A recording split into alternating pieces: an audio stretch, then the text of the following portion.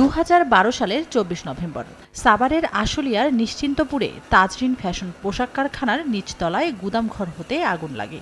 মুহূর্তেই তা ছড়িয়ে পড়ে 9 তলার পুরো ভবনে। সেদিন জীবন বাঁচাতে যারা লাফিয়ে পড়তে পারেনি তারা মারা যান আগুনে পুড়ে। নিচের ফটক ছিল তালাবদ্ধ। সরকারি হিসাবে এ অগ্নিকাণ্ডে প্রাণ হারান 114 জন। যেসব শ্রমিক উপরতলা থেকে লাফিয়ে নিচে পড়েছিল তারা বেঁচে গেছেন, তবে তাদের হাত পা, বুকের পাঁজর ও কোমরসহ শরীরের বিভিন্ন হাড় ভেঙে যায়। আগুনের সে ভয়ঙ্কর আতঙ্ক আজও তাদের তাড়া করে। আগুনের ইয়ারতন বাইরে হইতে পারি নাই, এরপর কে বাইর করছে হেডুক কইতেই না, যেমন জাফায়া আমরা নিচে পড়ছি। আমার 2 পায়ের মাংস ছিঁড়ে গেছে, বাম হাতে 17টা সেলাই, পেট 3 বার কাটা, চোখ 2 বার কাটা। আমি অনেক অসুস্থ। ঘটনা 13 বছর পরেও হতাহতদের মেলেনি ক্ষতিপূরণ ও সুচিকিৎসা।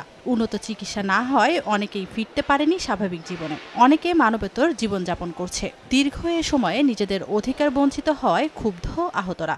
ইনকাম না থাকলে সংসারের কাছে বোঝা হয়ে গেছি, এই জীবন নিয়ে চলতে চাই না। আমাদের পুনর্বাসন এবং সুচিকিৎসা এবং দীর্ঘমেয়াদী জীবনের আয়ের সমতুল্য ক্ষতিপূরণ না দেন, তাহলে এই তাজরিনের ভিতরে আবারও শ্রমিকের লাশ দেখতে পারবেন। হতাহতদের ক্ষতিপূরণ, পুনর্বাসন ও দোষীদের শাস্তির দাবি শ্রমিক নেতাদের। সরকারের কাছে দাবি জানাই অবিলম্বে শ্রমিকদের ক্ষতিপূরণ, পুনর্বাসন, সুচিকিৎসা নিশ্চিত করা এবং এই তাজরিন ঘটনার এই জন্য যারা দায়ী ব্যক্তি, মালিক সহ যারা দায়ী ব্যক্তি, তাদের সকলকে বিচারের আওতায় এনে শাস্তি নিশ্চিত করা। তাজরিন ফ্যাশনস অগ্নিকাণ্ডে আহত হয়েছেন 1000-এর বেশি শ্রমিক আর পঙ্গুত্ব বরণ করেন 172 জন। সময় সংবাদ, সাভার।